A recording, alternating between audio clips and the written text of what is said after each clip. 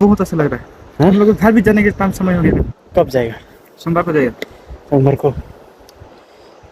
यहाँ में कितना दिन हो गया काम करके? 6 महीने हो गए।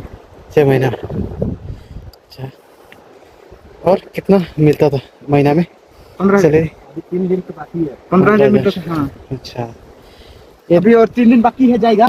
हाँ। ये टमाटर 2 ट्रे में कितना केजी होता है? 2 ट्रेन 50 केजी। 50 केजी। ये देखो 3 ट्रे भूख रहा है। 75। आराम से देखो। एक्सचेंज कर, एक्सचेंज कर।